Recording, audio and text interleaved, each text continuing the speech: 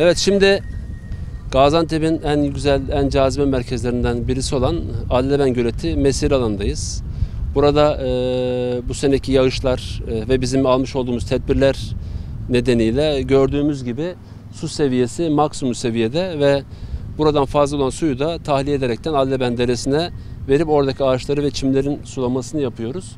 Tabii burada önemli olan bu alanları kullanırken maskemizi takıp sosyal mesafemizi korumamız bu pandemi sürecinde sağlığımız için ve geleceğimiz için son derece önemli.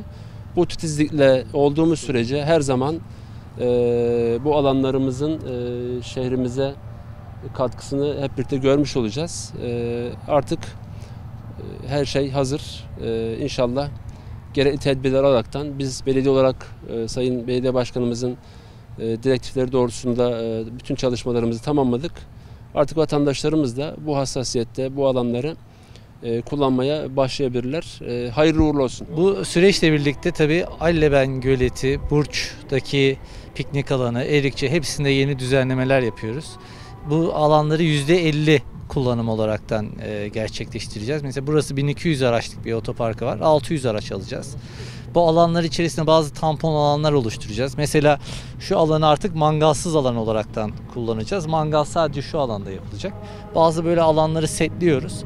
Bu alanlara ek olarak da bazı yeni projeler ekleyeceğiz. O bu sene yetişmez muhtemelen ama bu aktif olan bu yerlerimizi her sene yeniliklerle birlikte aktif tutmayı düşünüyoruz.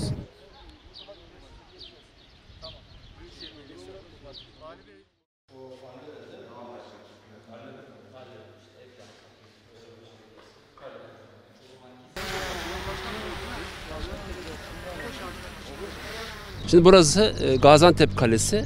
Biliyorsunuz kale şehrin kalbidir. Dolayısıyla Gaziantep'in de tam kalbindeyiz, tam merkezindeyiz. Şimdi daha önceden bizim çalışmalarımız başlamıştı. Her zaman hazırlıydık. Ancak hükümetimizin almış olduğu yeni normalleşme süreciyle ilgili yeni kararlar doğrultusunda bütün tarihi mekanlar, yollar, kaldırımlar, aydınlatmalar, müzelerimiz, her şeyimiz hazır.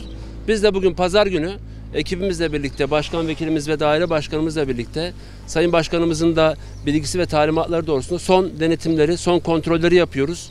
Tüm Gaziantep'i, tüm Türkiye'yi Gaziantep'e bekliyoruz. Gaziantep'in tarihi ve kültürel mekanlarını görmeye, hissetmeye ve yaşamaya.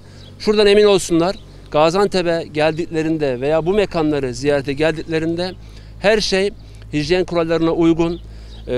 Mesafelere parklarımız, müzelerimiz, giriş çıkıştaki hijyenle alakalı her türlü denetim ve kontrollerimiz tamamen sağlık kurallarına ve mesafe kurallarına uygun olarak işletilecek.